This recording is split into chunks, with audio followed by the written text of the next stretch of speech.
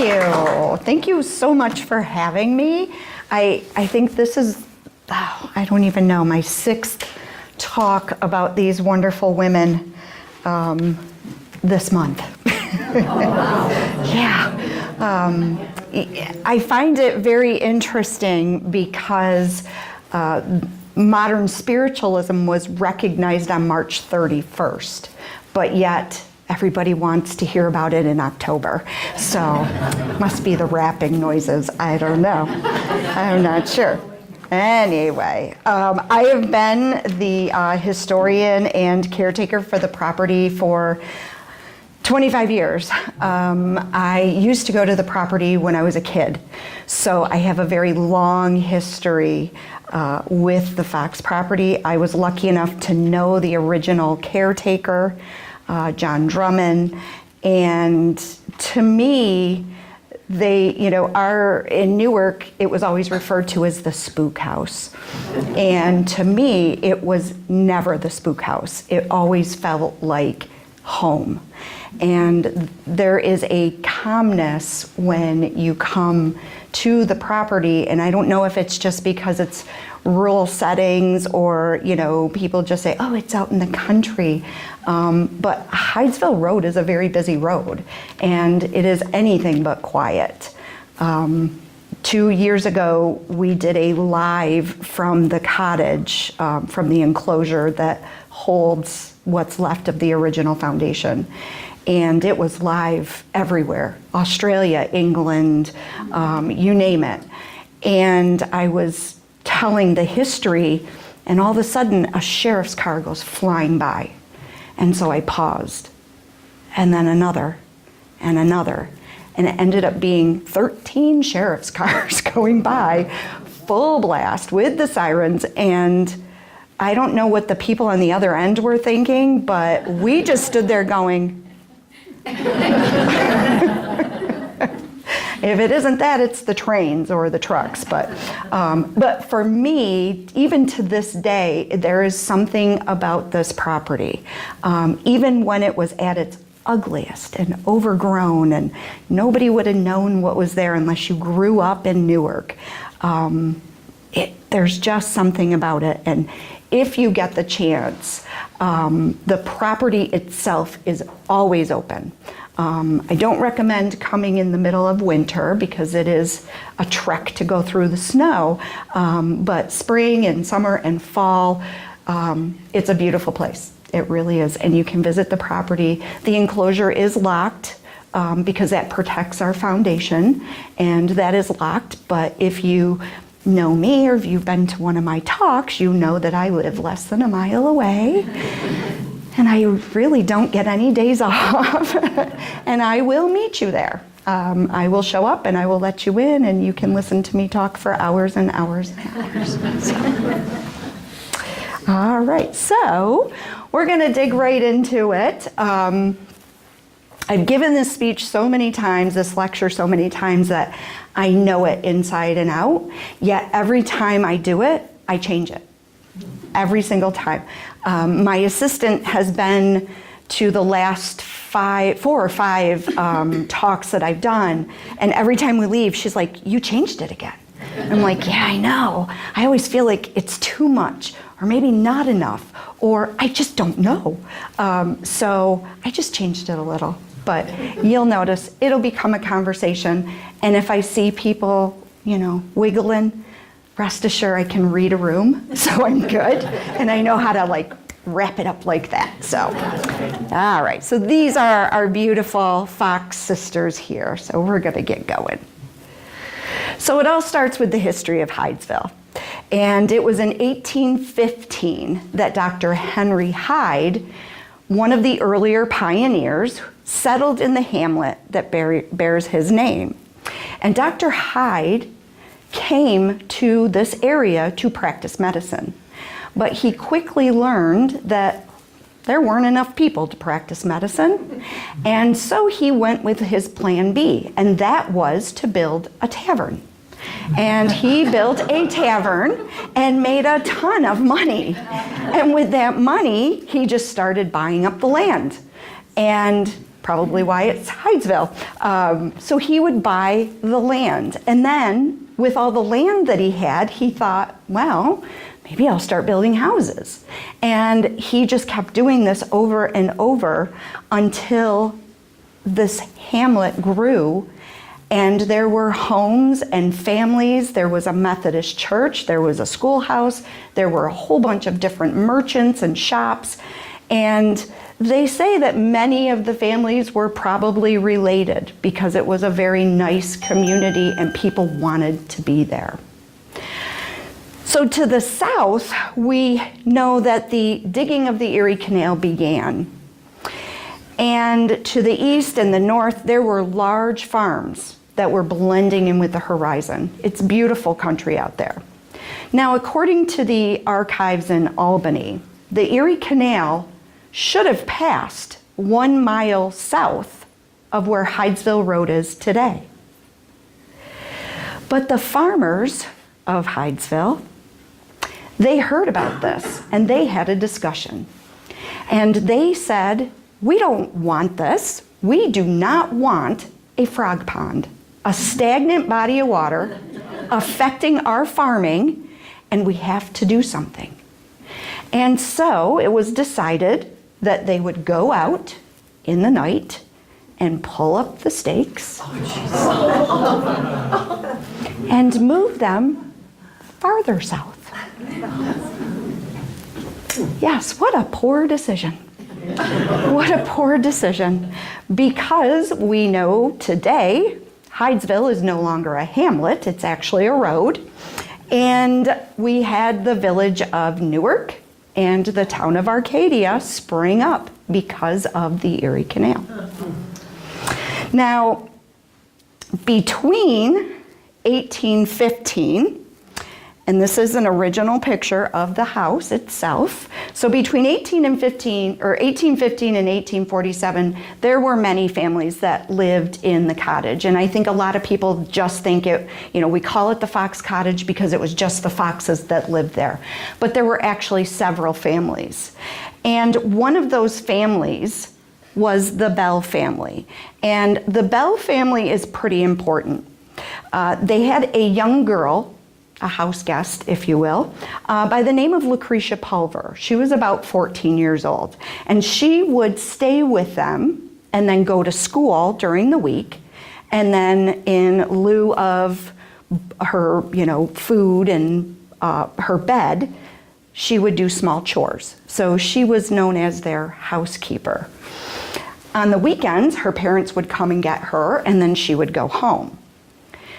Now, during this period, there would be peddlers, and they would travel from town to town, and they would sell their wares to the women of the house. And it was one particular day where a peddler arrived at the cottage where Mrs. Bell and Lucretia were, and he was greeted as if he were an old friend by Mrs. Bell. He was carrying his peddler's pack, which included lace and thimbles and wool and fabrics, needles, you name it, he had it in his little pack. Now, Mrs. Bell and Lucretia, they were looking over the items very carefully, and they were really enjoying this in-home shopping.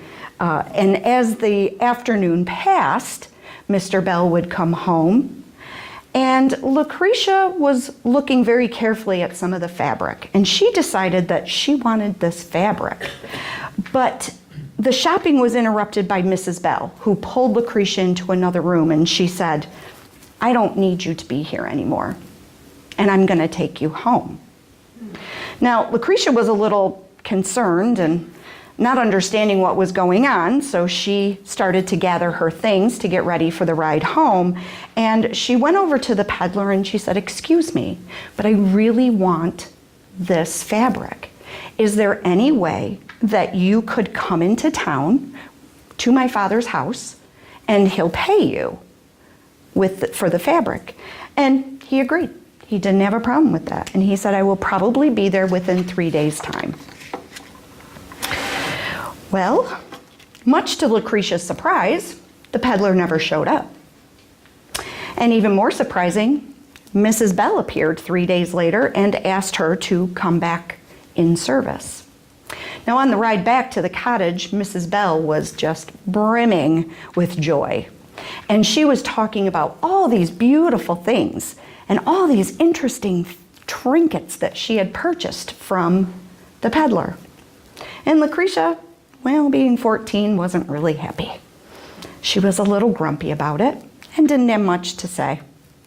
Now, back at the cottage later that night, Lucretia started hearing rapping noises at the foot of her bed.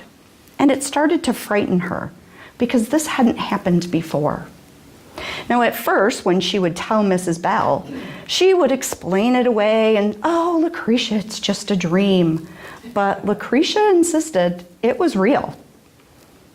And the rapping noises continued. And eventually, they began to disturb the Bells, especially Mrs. Bell. But they had no explanation as to what was causing them. One night, Lucretia went to the cellar to get some potatoes for the evening meal and sank into a loose area of dirt. Frightened, she screamed for help. Mrs. Bell, looking into the cellar, asked, "What is your problem? Why are you screaming?"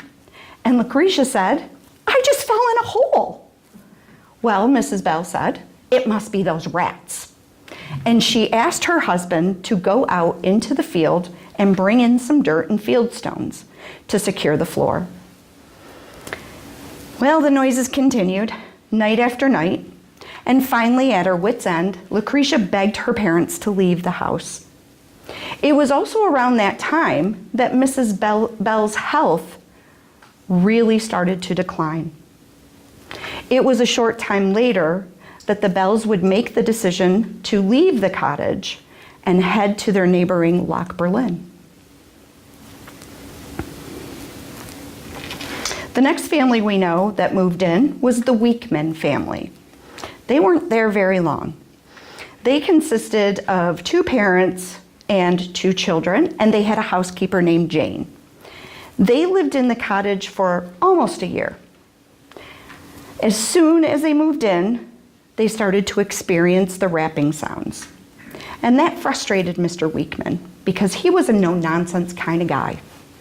And they would hear these noises and he would run to the window and it would be nothing. He would hear noises, run to the door, and there was nothing.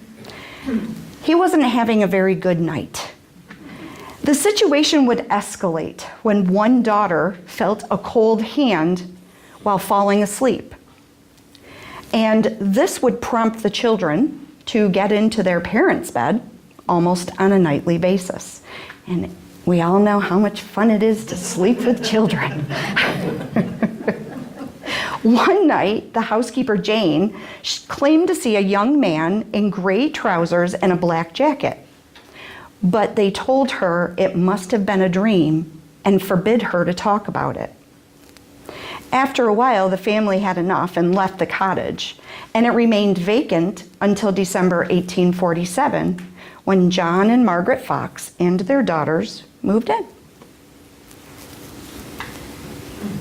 Yes, there's the handsome Fox family. John Fox and Margaret Smith Fox began their life together in 1812. Mr. Fox was a blacksmith by trade, and he was a very good provider for his family. He was industrious and honest, but like all people, he had some faults, his weakness being alcohol. However, John and Margaret shared a common bond in their faith as devout Methodists. Margaret Smith Fox differed from her husband. They say she was an adventurous soul who displayed a calm dignity of being. She was also noted for her impeccable character. And that's going to come to play soon. She's going to need that. Their first child, Emily, was born in 1813 and passed on in infancy. The following year, Anne Leah joined the family. Subsequently, Maria, Elizabeth, and David were born at 2-year intervals.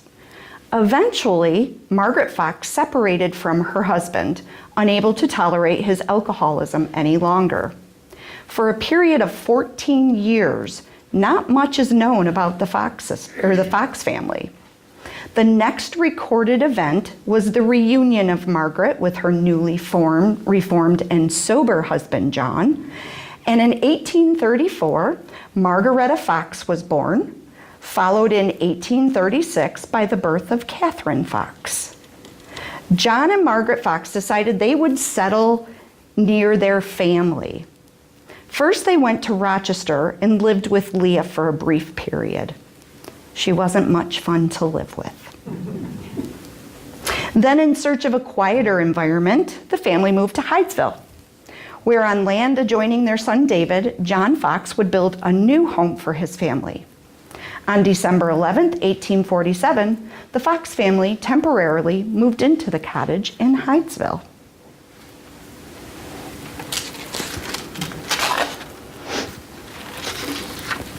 It was a very long winter, and it's coming up. Oh, and I can only imagine what it was like back then. And the family was looking forward to spring, mostly so they could resume construction on their home. As Mrs. Fox entered the cottage, she could be heard saying, "I am certain this house is haunted." Mm-hmm. Now, during this time, raps were heard in the cottage, and Mrs. Fox sought to explain the noises away. Perhaps it's a cobbler. Perhaps it's a shoemaker. And we can hear him up late at night because it's so clear and so quiet. They continued, they became stronger, and then additional phenomena started. Furniture was moved. The touch of a cold hand was felt, and footsteps walking through the hallway and down the staircase to the cellar were heard. Mrs. Fox believed the raps to be a knocking in the east bedroom. The children were often frightened and time again slept in their parents' bedroom. On one night, the Foxes lit a candle as soon as the noises started and searched the entire house. Not a person was in sight. But once again, they settled in for the night until the bed was moved. And then the rappings continued, increasing daily. But every time, their investigation would turn up empty. On March 31st, 1848, Mrs. Fox gave strict instructions. "We are going to bed. If we hear noises, we are ignoring them." They say that she was quite exhausted. But as usual, the rappings began again. Mr. Fox did his normal search. Looking out the window, no one is there. Looking out the door, no one is there. Mrs. Fox gives this account, and I quote, "The children in the other room heard the rapping and tried to make similar sounds by snapping their fingers. My youngest child, Katie, said, 'Mr. Splitfoot, do as I do,' clapping her hands. The sounds imitated, following her with the same number of raps. When she stopped, the sound ceased for a short time.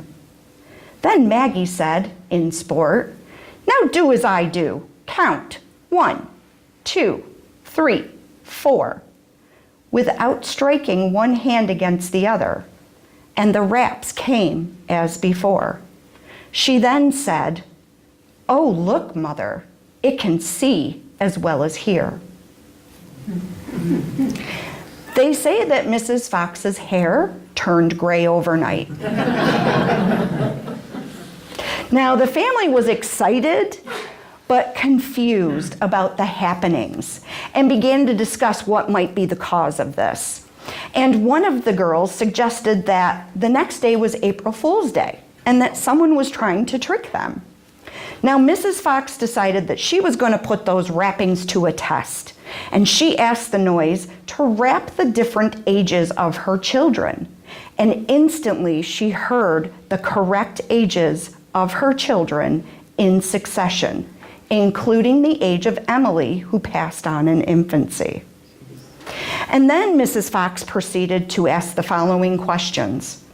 Is this a human being that answers my questions so correctly? There was no response. She then asked, is it a spirit? If it is, make 2 raps. The response was an immediate 2 raps. Mrs. Fox then stated, if it is an injured spirit, make 2 raps. An affirmative response quickly came, causing the house to tremble. This answer prompted the following questions, which were answered in the affirmative. Were you injured in this house? Is the person living who injured you? David came down and joined his family, and additional information was sought and recorded through calling out the letters of the alphabet one by one and waiting for a yes or no answer. By the end of the night, the messages were clear that the rapping noises were being made by the spirit of a 31-year-old father of 5. He had been murdered in the house, and his remains had been buried in the cellar. Didn't see that one coming, did ya? 1848. Whew. Mrs. Fox then asked, will you continue to rap if I call in my neighbors that they may hear it too? And again, the raps were in the affirmative, and Mr. Fox went to seek the red fields. Now, Mrs. Fox was clear when she told Mr. Fox, get the soundest-minded neighbors. Because this is going to blow their minds. And honestly, the neighbors thought, we're going to be in for a good laugh. This is great. Once the neighbors arrived and grasped the reality of what was taking place, the questions started again. It was revealed that the peddler had been murdered in the house about 5 years before on a Tuesday at midnight. His body had been taken to the cellar by way of the stairway and buried. The peddler stated that he had been murdered for the sum of $500. That's a lot of money. On Saturday, April 1st, the decision was made to dig below the cellar. The house was built on low ground, so they were not surprised to find water at 3 feet. They had to stop digging for the time being, but they started again in July when the water level lowered. And when they dug this time, they found pieces of crockery, traces of charcoal and quicklime, and some human hair and bones that were examined by a medical man skilled in anatomy, revealing that those bones were from a human skull. Now the cottage remained empty. Life went on in Arcadia at David's home, where the Fox family and David's family continued to be disturbed by rappings, doors opening, touching of cold hands, the beds shaking violently. At times it felt as if an earthquake were taking place. But through all of this, it became apparent to the Fox family that the invisible power was more prevalent in the presence of the girls, particularly Kate, the youngest. It was decided that Kate would return to Rochester with her sister Leah to perhaps reduce the phenomena. See, Mrs. Fox was smart. She still didn't think. She was like, these kids are doing it. I know they are. However, as soon as Kate and Leah left, rapping noises were heard on the packet boat as it headed to Rochester. The phenomena continued, and it continued at Lee Fox Fish's home in Rochester, and people in the community were becoming very aware of the rappings. And when Mrs. Fox heard of this occurrence, she took Maggie and hastens to Leah's side to be with her daughters. With both girls now reunited, the rappings became more pronounced. Isaac and Amy Post, Quaker friends who lived in Rochester, were consulted about the manifestations. Mr. Post suggested, let's use the alphabet again, like you guys did in Hydesville. And this was very successful. However, very long. Very long. The first message they received was, "Dear friends, you must proclaim these truths to the world. This is the dawning of a new era. You must not try to conceal it any longer. And when you do your duty, God will protect you and the good Spirit will watch over you." Now, following these instructions was not an easy task, especially for two young girls that were aged 9 and 11. But the sisters continued their demonstrations, although they were mocked and accused of trickery, fraud, joint cracking, ventriloquism, Houdini. And despite these hardships, the sisters decided that they would continue to do the work that the spirit world had outlined for them. Now, following the Spirit's orders, they organized the first public meeting for the movement of spiritualism in Corinthian Hall in Rochester. Sadly, it's no longer there. On November 14th, 1849, Mr. Eliab Capron lectured on the rapping phenomena. And Maggie and Kate stood on stage and were asked to carry out a demonstration before a large crowd. Now, in the crowd was a committee that was appointed to investigate. There were threatening cries from the audience and accusations. The girls were stripped of their clothing to prove that they were cracking their joints.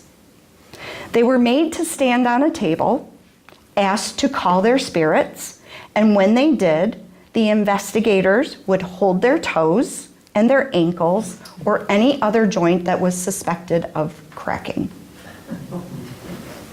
It was Amy and Isaac Post who came to their rescue. They took the girls to their own home, offering protection.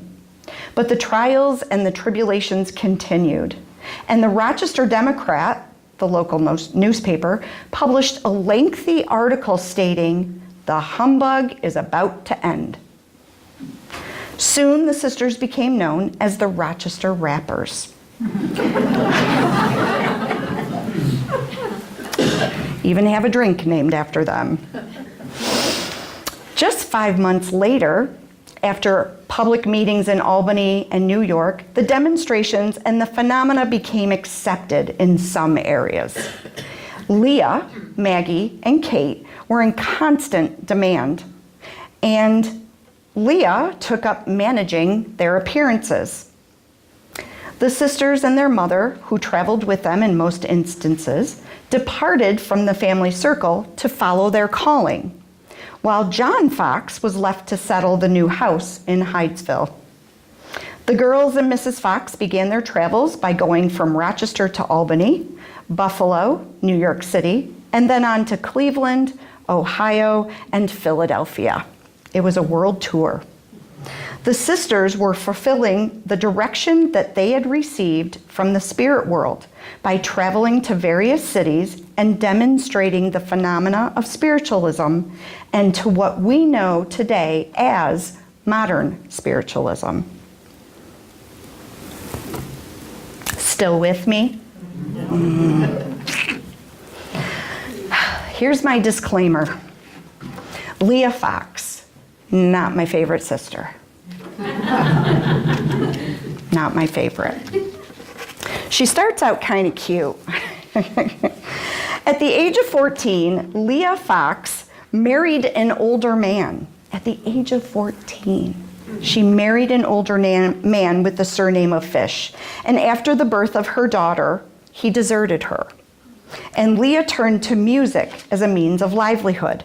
She became the spokeswoman for the sisters. She made arrangements for their appearances. And in the prime of womanhood, Leah had no apprehension about stage appearances.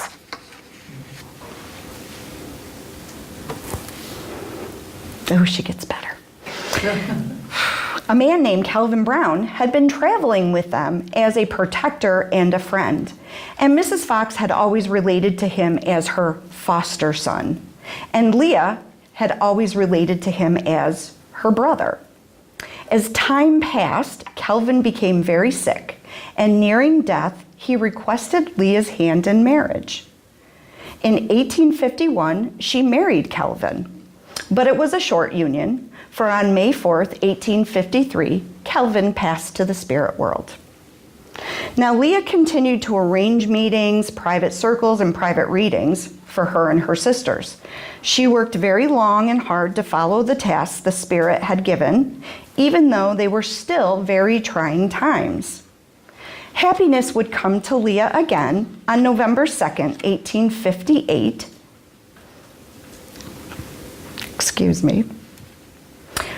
When she and Daniel Underhill, were married at the home of Horace Greeley in New York City.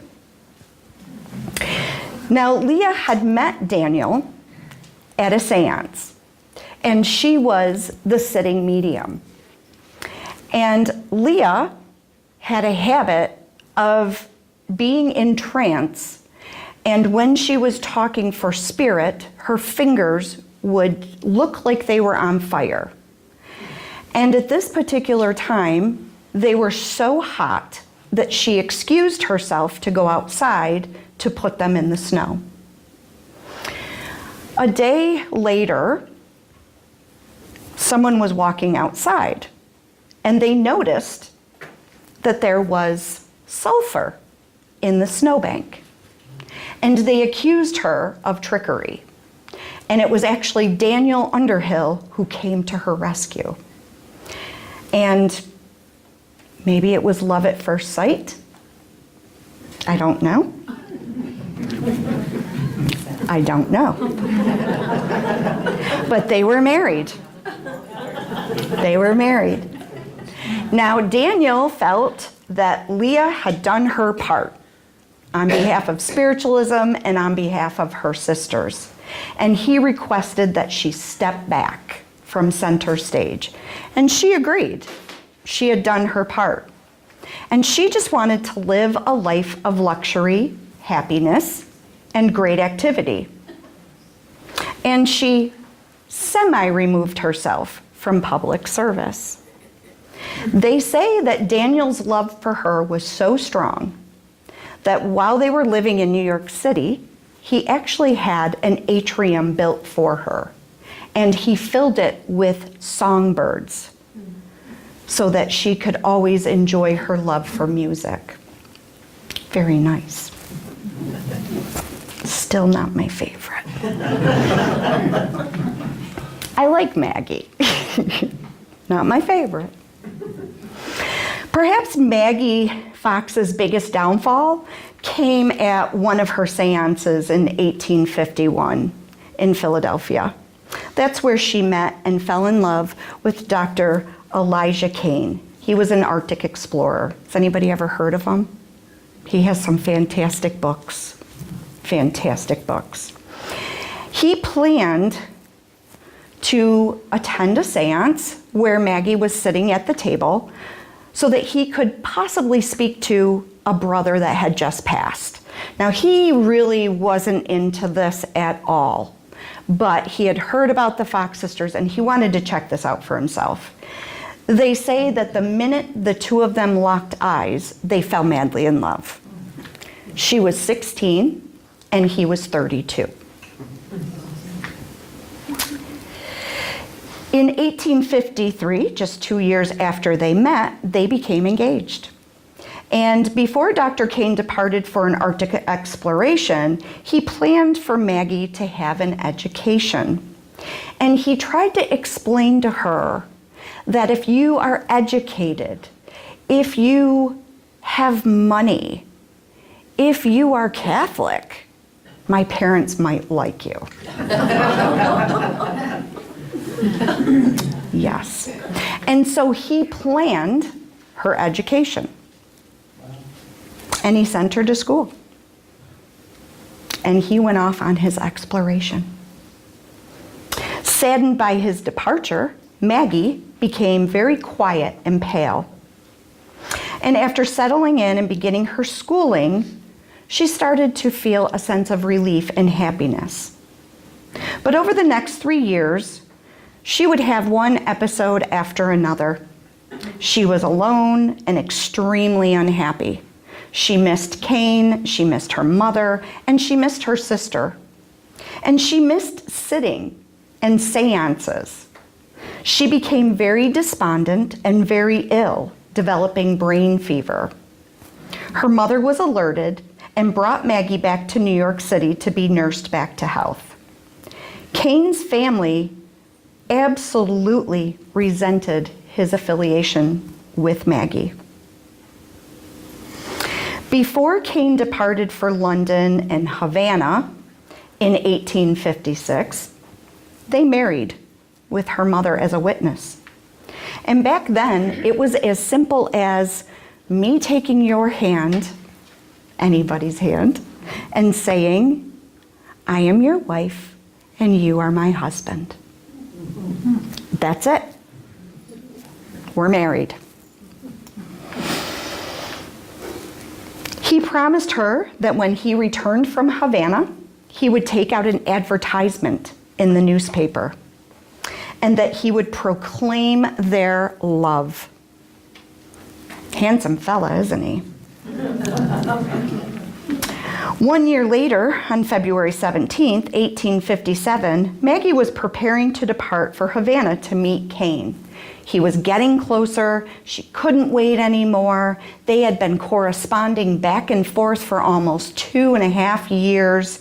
She just wanted to see him. Kate brought in a newspaper and laid it on the table. The headline read, Dr. Cain dies in Havana. His death was nearly fatal to Maggie. She suffered delirium and hysteria. Her family tried to shower her with kindness. John Fox left his beloved Hydesville to come to his daughter's side and was a great comfort to her. His compassion and persuasion drew her back. Sympathetically, he listened to Maggie's tale of grief. Her father accepted everything except her intention to embrace Catholicism. And this bothered him greatly, but he did not relate his feelings to her. John, Margaret, and Kate stood by as sponsors when Maggie adopted Catholicism. Now, one of Maggie's desires was to live alone. Kate would visit her frequently, mostly every Sunday they spent together, and they remained very close. Shortly after moving, Maggie would succumb to the effects of alcohol. She would struggle through years of grief and emptiness. She would go on tours, she would visit England, and she would hold some circles and serve those who came to her. But unfortunately, she was never the same. There were reports from neighbors that they would find her early in the morning on the steps of someone's home, and she would not have a clue how she got there.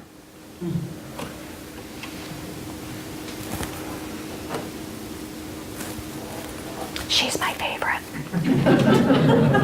Just saying. Catherine Fox, Katie, or Kate, was a dedicated medium and a spiritualist. Her closeness and sympathy for Maggie also led her to alcoholism. It was a release from her exhausting work as well as from the weight of Maggie's burden. She spent several months in a sanitarium and began seances at the home of Dr. Taylor. She basically was told that if she did not go to Dr. Taylor's home, where he had the the Fox Taylor records, that she would be in a nursing home. They would have her committed to a nursing home. And back then, ladies, it was as simple as your husband saying, that woman is crazy, and you were gone. So while she was in the sanitarium, she started having seances at the home of Dr. Taylor, and they actually became very good friends and almost like family. There are records of when she stayed at Dr. Taylor's home. It's called the Fox Taylor Records, and it notes how remarkable her mediumship was. In 1871, Kate left for London. She was welcomed there and was a great success. She traveled in circles of society that connected her to many important people, including an attorney who was to become her husband. On December 14th, 1872, she married Henry Jenkin, and he insisted that she maintain her private practice of mediumship.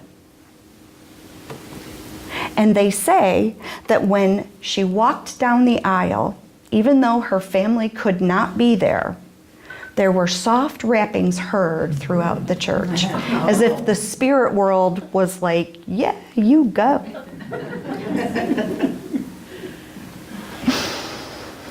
Kate became a devoted mother of 2 sons, one a gifted baby boy named Ferdinand. When he was less than 6 months old, Ferdinand was walking and talking. And they say at 9 months, he manifested automatic writing in Greek. That's what they say. I'm not making it up. They are having, Kate and Henry have a hard time keeping any nannies because the nannies would go into Ferdinand's room and see ghostly figures over his bassinet as if the spirit world was protecting him. Their second son, Henry, was always described as a sickly child. Unfortunately, Ferdinand and Henry don't live past, Ferdinand doesn't live past 23, and Henry didn't live past 18. Yeah.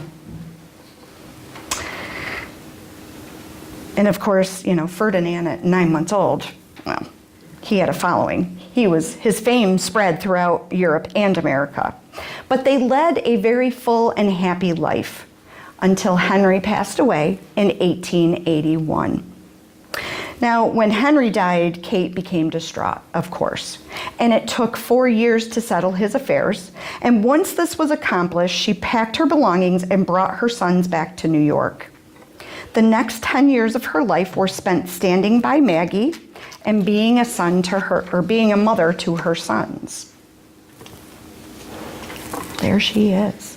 She continued giving private seances, but unfortunately still struggling with bouts of alcoholism. Through all of this, she remained a reputation as an excellent medium. On July 2nd, 1892, her friend Sarah Taylor received a telegram from Kate's eldest son. 3 words: "Mother is dead." I know. Now in 1888, something happened to both of the women. Maggie was approached by a reporter. Do you guys know this story? Usually everybody knows this story. So in 1888, Maggie was approached by a reporter, and he said to her, for $1,500, "I will give you $1,500 if you go on stage at the Music Academy in front of a crowd and tell them that you faked this whole thing." Now, when you don't have a lot of money, that's very tempting. And Maggie, being down on her luck, probably having a really bad day, said, "Okay." And at the Music Academy Hall, she stood on stage in front of a very large audience with her sister Kate in the side and told the audience that her and her sister faked it and that they just wanted to scare their mother, and they would crack their toes or hold apples behind their backs and drop them. And then their sister Leah got involved, and she was greedy, and it spiraled out of control. Now, in the United States in 1888, there were approximately 100,000 spiritualists. 80% of the population said, no way. There's no way they faked this. Not this. And then the other 20% said, of course they did. We knew all along. This was a hoax. It wouldn't be until 1904 when the bones of the peddler were found in the cottage in Hydesville that the girls would get, I don't want to say revenge, but revenge. And there's the confession, sorry. Now, let's talk about the cottage for a minute. How are we doing on time? You guys okay? Doing okay? All right, we're almost done. Yes, Lilydale. All right, so after the happenings on March 31st, 1848, the cottage retained the nickname the Spook House. And it was empty. Nobody wanted to live in the Spook House. In April of 1916, there was a gentleman by the name of Benjamin Bartlett, and he wanted to purchase the house and the property, but the Hyde family denied him. And so he made a deal to buy the house. And he took the house apart, board by board, board by board, windows, doors, hardware. He had it placed on a barge. It went all the way up the canal to Buffalo, and from Buffalo it went on a truck, and then the truck went to Lilydale. In Lilydale, he put it back together. He restored it. There was a medium by the name of Miss Flo Cottrell. She was what they called a rapping medium. So her communication was rapping noises like the Fox sisters. And she was in charge of the cottage. But on September 21st, 1955, the cottage caught on fire and burned to the ground. The only thing left was the Fox family Bible, a tea kettle, and a sign that was above the door that said Spiritualism originated here in 1848.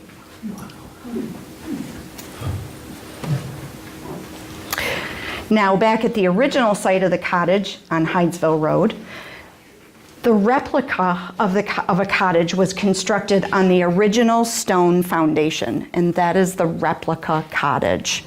And the gentleman down there in the window was John Drummond. And Mr. Drummond was a Canadian citizen who came in about 1960. And he came to the property and he looked around and said, this looks like a great place to build a house. And so he did. He built an exact replica of the Fox cottage. And he lived in this cottage. On the other half of the property, he started a spiritualist camp, like Lilydale, but much smaller.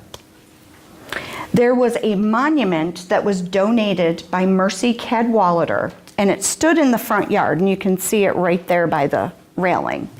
And the monitor states, the birthplace of modern spiritualism, upon this site stood the Hydesville Cottage, the home of the Fox sisters, through whose mediumship communication with the spirit world was established, March 31st, 1848. There is no death. There are no dead.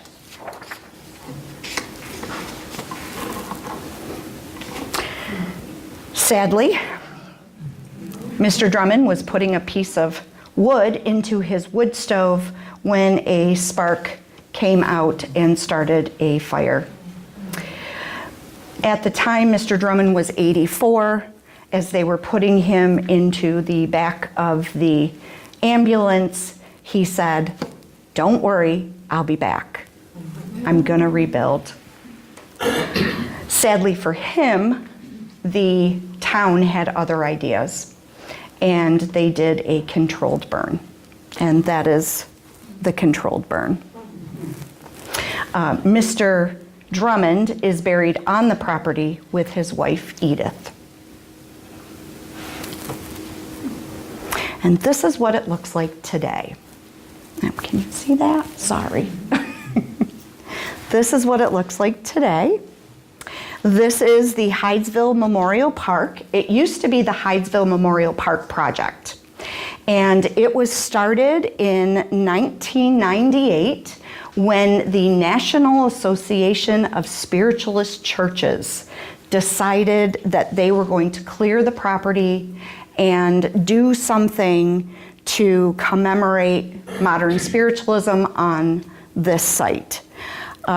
Inside the walls, we have the original foundation from 1814 that Dr. Hyde built. This is our Pomeroy sign that we applied for and were given in 2016. And it says, the Fox Sisters on this site, events of March 31st, 1848, began Sisters Maggie and Kate Fox's central role in the origin of modern spiritualism. Has anybody ever tried to get a Pomeroy sign? It's difficult, isn't it? You have to be very specific. You can't be leading, you can't be suggestive, you have to have the facts. Because I was in charge of this one. And every time I say this, you guys are gonna laugh when I say it, but when I turned 40, I said to my husband, I'm old and I have to join the Historical Society. And he said, okay, have fun with that. So we live in Newark, and I joined the Newark Arcadia Historical Society. And we were trying to get 5 historical markers for 5 different sites, obviously. And I said, which one do you guys want me to work on? And they went, duh, you can work on the Fox Sisters. And it was, I'm thinking, this is easy. You give them the information, they're gonna put it on a sign, but it's not easy. And even when you have the facts, you have to prove it. So I had to prove the Fox Sisters existed. I had to prove that they lived in Hydesville. I had to prove that they went to Rochester and did all these things. And it was not easy. And I really wanted the sign to have some sort of, Mr. Drummond and the peddler and, kind of put everybody on there. And they each time said, nope, nope, nope, fix it, nope. And I would cry. And I would fix it. And then finally I said, all right, this is it. This is what we're coming up with. And it's okay. It's okay. Because we got our sign and people see it now and we're recognized. And that's really all I wanted, was for them to be recognized. Now the big day came on our 175th anniversary of modern spiritualism. And I called the mayor, Jonathan Taylor, who I went to school with him, so it was an easy phone call. And I said, hey, do you think that we could get a proclamation stating that March 31st is Hydesville Day? Because as a spiritualist, we celebrate it, and it is known as Hydesville Day. We have a song that says, take me to Hydesville. We open the property every year on March 31st, and we talk about the sisters. And he said, sure, no problem. And I gave him the facts. And this is what he came up with. And I think the last sentence is the best. Now, therefore, be it resolved that on this day, March 31st, 2023, and every March 31st thereafter, be proclaimed as Hydesville Day by the village of Newark. And that made me very happy. Very happy. And there is our beloved cottage. And that is the sign that you will find if you go to Lilydale and go to their museum and ask them. I think they have that in the case. They do have the Peddler's Tin Pack. Because in 1904, there were school kids playing in the basement of the house, of the spook house. And one of the kids fell, and he fell into the wall. And the wall broke apart, and out spilled bones and the peddler's tin pack. So, I know, right? Now, sadly, after the fire in Lilydale, we didn't have, any part of the original house, which is very sad, because as a historian or, even someone who just loves history, you always want something like that you can touch, but you're not supposed to touch it because it's history. And it was probably about 5 years ago, I got a phone call, and it was this girl that I had recently met, and her great aunt and uncle lived down the road from us. And she called and she said, oh, we were just going through some of their things. We're getting ready, we're going to go sell the house. They had both passed away. And I said, oh gosh, if you need anything, let me know. I would love to come down. They were great people. And she said, well, we were going through my aunt's drawers, and I found something, and I believe it belongs to you. And I thought, I never gave her anything she would put in her drawers. Like, that was weird. And I said, oh, okay. And I said, well, what is it? And she said, oh, no, I would rather see you in person. I was like, okay. And she said, well, meet me at the Fox property. Yeah. And I thought, oh my gosh, this is gonna get weird. I was like, okay, sure, why not? And so I met her at the Fox property, and she had like this box. And she said, here, this is for you. And I think it's from my great aunt, because I think she knew eventually, this was gonna happen. And I was like, okay. Well, inside it was a board from the original house. And it was all wrapped up. There was a note on the back that said, a board from the original house in Hydesville with the date 1915. And then this little letter explaining how her and her sister were riding bikes to go see the old spook house get taken down, and she took a board. Now, if you knew this woman, she was as straight-laced as you could possibly get. Like, to me, she was a saint. So I just stood there looking at it thinking, she did that? That's incredible. Like, that was wonderful. But the note explained, how they were just kind of riding around, and she saw the board, and she took it home, and she wrapped it up, and she never told anybody. And she just kept it in the back of her drawer. And then when she got married, she took the dresser with her, and they never had children. So when her great niece was cleaning out the drawer, she was like, this is for you, it's all yours. Oh, wow. So I am very lucky that I have a piece of the original house, and that will stay with me forever. I also, I have the skeleton key for the front door. Oh, because the original foundation was covered with dirt, and we dug out the basement. So we actually went down, I think, about 6 feet to dig it out, and then we put fill dirt in to secure the walls. And I was in charge of the front section. My daughter was in the back. And she was like, I'm finding all this glass and pottery. And I'm like, good, keep going, this is fun. And she was like 13. And so she's putting it in a box, and I'm like, I'm not finding anything. And so it would be my luck, I'll find a bone or something, and we'll have to stop. And then all of a sudden I like hit something, and it made that ding. And I'm like, ooh, what's this?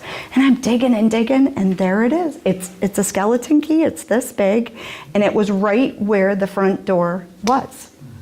So I'm very lucky to have that. Oh, there's so many stories. So many. But are there any questions? Does anybody have any questions? Yes? So do you think Mrs. Bell killed the peddler? No, I think Mr. Bell did. Mr. Bell? The peddler did name his assailant, and he did say Mr. Bell. But who's going to listen to a spirit? No one. They did question him And he said, no, I would never do that. There's actually sworn affidavits saying, oh, Mr. Bell was a great guy, good neighbor, sound man. But then there were also sworn affidavits about what was happening in the house too. So, you know, back then, it was your word against them. Well, especially since she loved all her little stuff she got from the government. Yes. Well, and, you know, they say, and it is written in many, many books and many documents, including some from the family, that she greeted him as if he were an old friend. Yeah. Mr. Bell wasn't having any of it. Yes. Anybody else? Yeah. Just an interesting comment. So there's a movie came out, I think it was 23. It was called A Ghost Story. And an interesting part of the picture, you wouldn't think anything about it, but it's from the, instead of being, quote, scared of spiritualism or here you go, it was from the side, it was from the story of the ghost. So you see this from the 15, 16, you know, living in the same house. And as the people came and moved in and out, this was the story of this ghost and how he's, you know, I think that's very interesting. it's a very different perspective of a picture. It is. I literally live in two worlds. With our museums, we are historically haunted. And people come, we don't talk about it. So if you were to walk in, we're not going to say, hey, guess what? We have spirits. You want to see them? But if you walked in and said, is this place haunted? That kind of opens the door for us to be like, oh, we can talk about this. And one of the things that we've always said is, you know, these guys must be so happy when we leave on Saturday. And we do paranormal investigations. So we get people that come in and, you know, talk to our spirits. And I just, you know, I leave the place sometimes at 1 o'clock in the morning and I'm like, goodbye, you're in charge. And I can just see him going, it's about time. Like, oh my gosh. And my girlfriend and I always joke because, you know, they have these things called spirit boxes. And, you know, the whole thing is you can basically hear spirit through this radio. It's an AM or FM radio, and it scans through the channels really fast. So what you want to do is ask a question and hope that they answer you through this communication. And there is this very funny video, I don't know if it was Instagram or Facebook, but it had two best friends in a haunted house and they had passed and there were people hovered around a spirit box and they were saying, you know, what day is it? And the girl says, I like beef. You know, like just to make fun of this is what they're saying.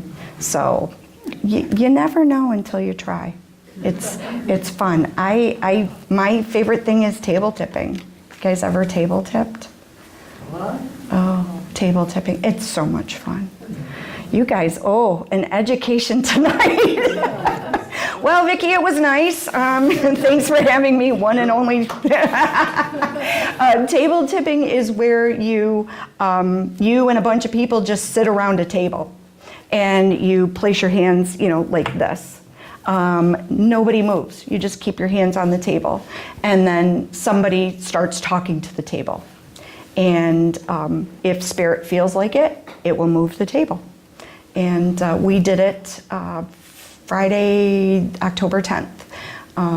One of the ladies who used to live in one of our museums was a spiritualist. And we celebrate her birthday every year. And she was a huge sponsor of the Fox property. She helped get monuments for the property and things like that. And we were at her dining room table Friday night and just asked her if she could move the table. And in front of 10 people, she did.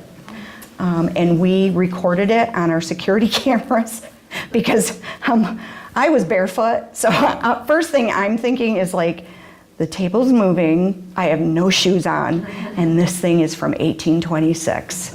It's going to crush me. And then we had another medium at the table, and he's done this before, and I was waiting for him to say, everybody stand up, because that's usually what you do is once it moves, you stand up and then it moves. But he didn't, thankfully, and I was just like, oh my gosh. But I do have it on video, so it happened. Yeah. I just have a question. Were you at, I'm sorry. Nope, At Josh Gates' talk, I was. and you asked the question about the foxes. I did, yes. Yes. Yes. And he was very intrigued, which I couldn't He believe is. did not know about foxes. Josh doesn't know a lot of I found things. that they're planning to interview you. That is a near future possibility that I can't talk about. Okay, I got it. Yes, in the back. I just wondered where you got a lot of your research. Was it just written down or recorded or pictures, or was it the Historical Society or primary sources?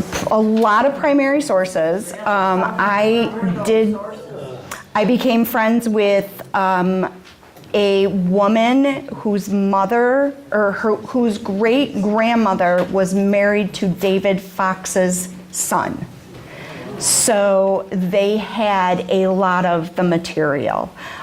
She actually, yes, they had diaries. No, they kept a lot of stuff.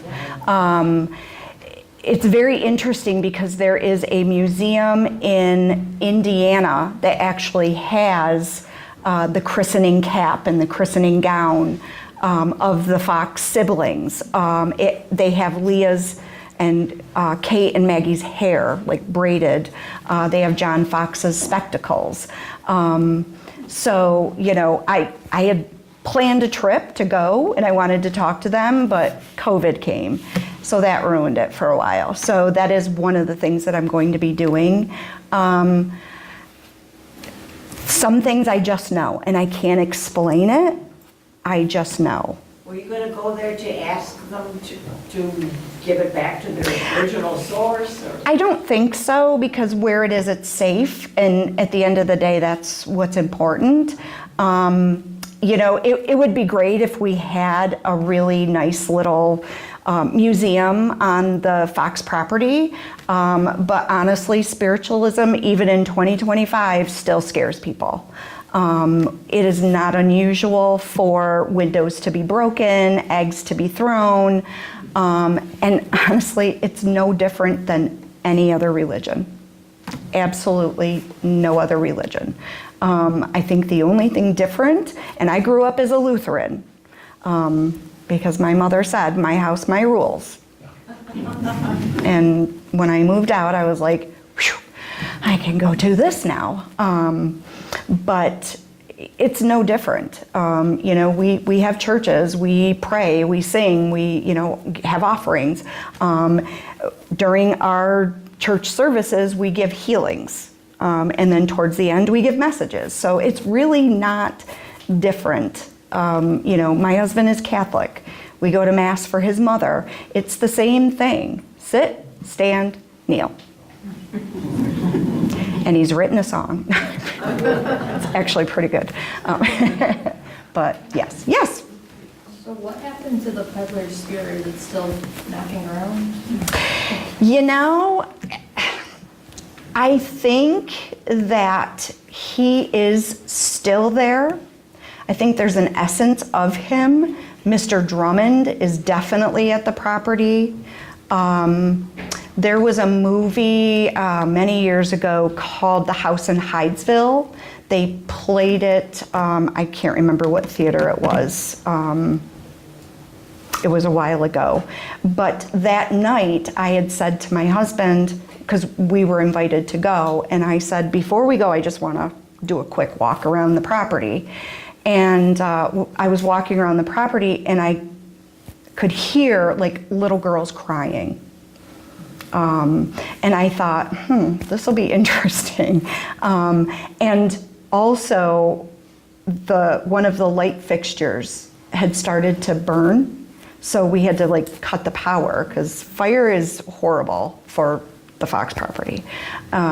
So we went to the play, and it was okay. It was dark, and it portrayed them, I was okay until the very end when they had them, standing on stage with their hands behind them, dropping apples. And then that was it. And I thought, but that's not it. It doesn't stop there. And of course, my husband said, at the end, he stood up and said, if you want to know the real story, she's right here, ask her. And I thought, I'm going to kill him. This is it. Like, oh my gosh. But, for me, I think when I first started doing this, I was very quiet. Because, you don't want to offend people. Just because I believe it doesn't mean you have to. And I think that's the great thing about being a human and living in America is, just because you like it doesn't mean I have to. And I have never pushed their story on anybody. And if you think they faked it, that's fine. And if you think they didn't, that's fine too. Because at the end of the day, it's up to you. And all I can do is give you the facts. But I wanted to make sure that people knew these were real women that grew up in a time where it was almost impossible to be a woman. We didn't vote. We couldn't own property. We were property. And for them to be able to, at such a young age, hear something and not be afraid. And I think that's what it was with, the Weekman children were very young, and they were hearing the noises, but they didn't get, nothing in their head clicked to say, oh, let's see if we can talk to the spirit, where I think Kate and Maggie were kind of like, oh my gosh, we're bored out here in Hickville, let's play. And thankfully they did. Because it did turn into the communication that they got. Had they never found the peddler's bones, I'd probably be sitting here going, yeah, right, you're a whack job. There's no way. Just literally 6 months ago, I was sitting inside the enclosure, and it was just me, and I was just sitting there for a minute, and I was looking at the little stones, and I thought, oh my gosh. It never occurred to me, like, why rapping noises? Why not like thunder or, pounding or something like that? And then I'm looking at all these little rocks in the foundation, and I thought, oh, what if he wasn't dead?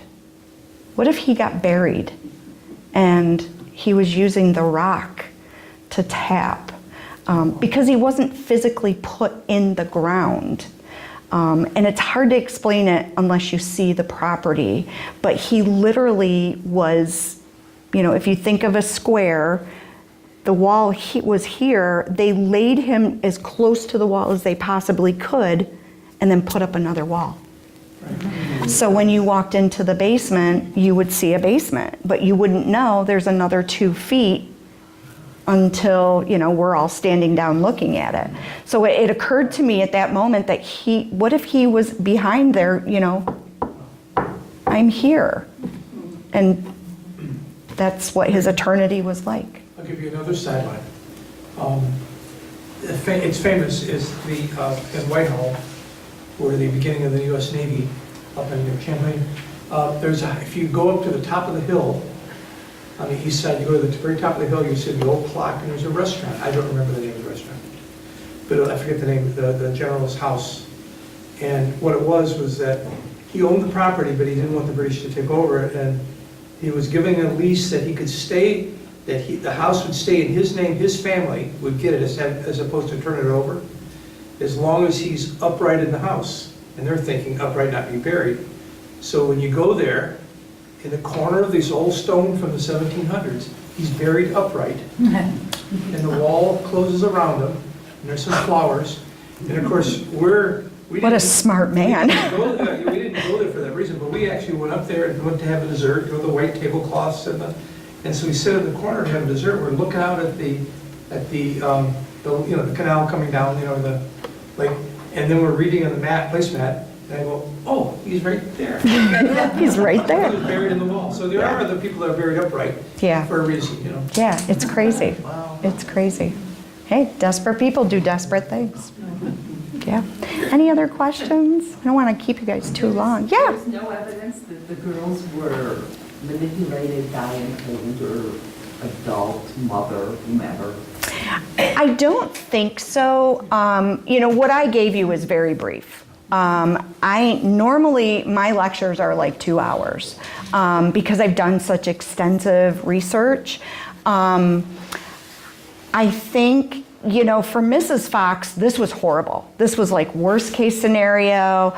Back then it was, you were either on the side of good and God, or you were on the side of bad and the devil.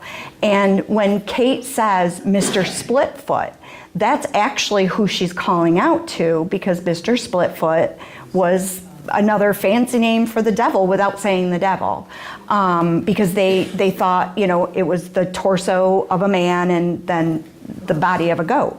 So, for her, she would give explicit instructions to the girls. I don't care what you hear. I don't care what you see. You need to ignore it. And they noticed that the more they ignored it, the worse it got. And there was a very short time when they lived with David that it did stop completely. The spirits, for whatever reason, said, okay, fine, you want us to go away? We're going away. And then the girls started to miss it. It was kind of like that comforting voice in their ears.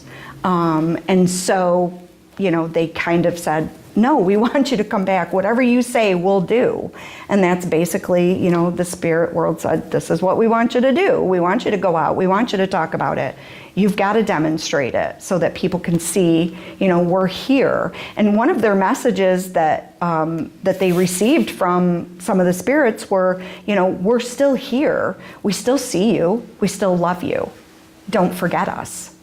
And I think, that's pretty profound, because at the end of the day, you miss your loved ones that have passed, and it's hard.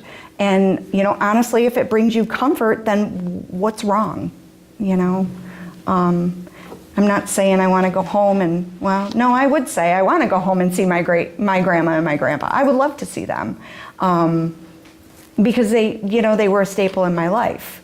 And my earliest memory is 2 years old, and my grandmother was killed by a drunk driver. And I explicitly, to this day, remember her sitting on the end of my bed and telling me, it's going to be okay, and you're going to be fine. And, and I woke up crying, and my mom's like, what's wrong? And I said, Grandma's dead, 2 years old. And my mom will attest to it. It was very vivid. And then we found out she had been killed in an accident. So, it's one of those things. But, yeah. So, anybody else? You are released. Oh, thank you. Thank you so much.